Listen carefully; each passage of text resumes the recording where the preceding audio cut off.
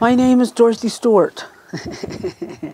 I'm from the Cree Nation of Woiminji, and I don't know. I don't know what you want me to say.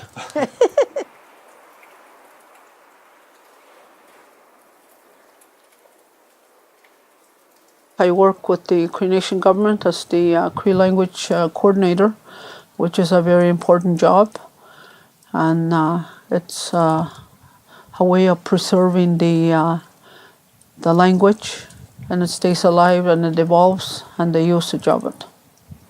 We have always had our language. That has carried us from the past to move forward. So it's very important to keep it alive. And we use our language when we are doing cultural things. The language evolves around it. And but we don't do it full time now. We do it because most people now work 9-to-5 jobs, and most people are just doing traditional and cultural things in the weekends or a special time of the year. Like right now, it's going to be the goose hunting season. So around the time of the hunt, there's a certain language that evolves within that.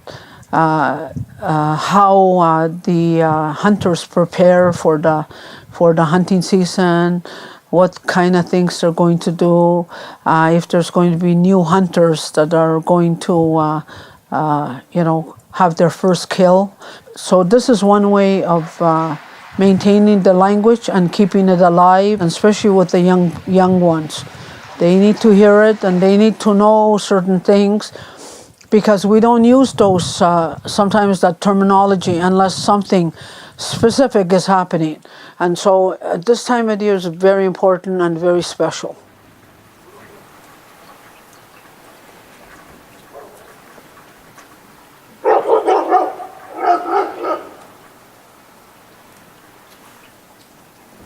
I come from a line of people, I will say, that where the language is always been very important, and I knew that. And even though I went to residential school, I still was always, I think I could say, I think in Cree. I thought in Cree. And many times I got in trouble for translating for my peers, but because I didn't lose the language. And today, as an adult, I think I speak very well, considering, but I'm learning myself, so to retain the language. But I see over here, I meet sometimes young children. I guess I look friendly. They always come and talk to me. So anyway, and most of the time I try to talk to them in Cree, and it's taken me by surprise a few times, little things that happened, and some of them say, I don't understand what you're saying in English. But I've said something to them in Cree, right? And I think to myself, oh my goodness, you're very young and you're talking to me just in English. Maybe the language is not spoken so much at home, and then it's only used at the school. I know they learn it here at the school. It's almost like it's only geared to learn it in Cree culture class, and that's not enough.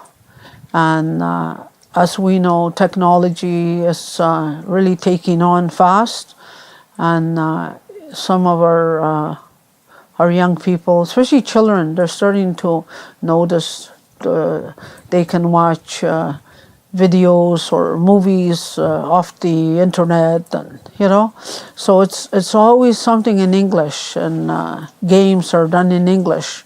So I think that's where they're grasping that, and that seems to take over the fact that they already have a language. We have to involve children in many of the things that are happening. The first of things, like the first of the snowshoe walk, the first kill of whatever when they go hunting, because those where the language evolves. They need to know the importance of that, and also they need to know that they've accomplished something, to be proud of themselves and be proud of who they are. In the past, whenever there was hunting or food was brought home, it was shared. It was never bought or purchased, unless somebody exchanged something that you wanted to, like you received something and you gave something in return back in the form of money or something else. That was how that was done. And now I'm hearing that people kill so many geese and end up dumping them off at the dump because they can't eat them. But what they should have done was they should have shared when they knew that they couldn't eat them. So, and that's a sign of disrespect of traditions. It's almost like a connection that we all understand as Cree people, that we have and when we are on the land, and it's a very unique feeling, and even just listening to the wind, the movement of the trees, birds, and it's almost like the whole environment has come alive because we're with it, and that's when we really notice it. Whereas when we live in the towns and in the cities, we don't see that, we don't hear that, you don't appreciate it. We're a part of that. We have to respect it, and that again, that's another teaching that the elders have always instilled in us, to remember that. As for language, when you're doing things, most people like to speak in Cree anyway when they're somewhere, because they seems to become more natural. And as the language evolves, that's where you hear terminology that you would not normally use in a modern house, because you always have the TV blaring or radio blaring, unless you're listening to the Cree radio, right? Like I do. So anyway, I think it's important to look at that the land is a base of part of our ancestors have passed down to us, and also my generation. We learned some of that. As I said, I have relearned my Cree culture, and I'm still learning.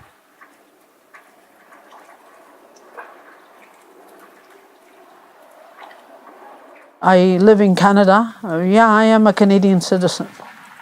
But in that context, I would say first that as a proud Cree woman, I'm very proud with my roots and where I come from.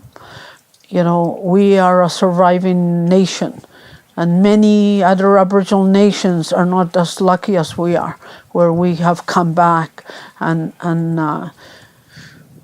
with all that's happened in the past, we still are strong and trying to move forward with times changing and tools added onto it. We are resilient to it. We are trying to adapt all that technology as part of our, maybe life makes it a little bit easier now when we do things, but we don't forget where we come from.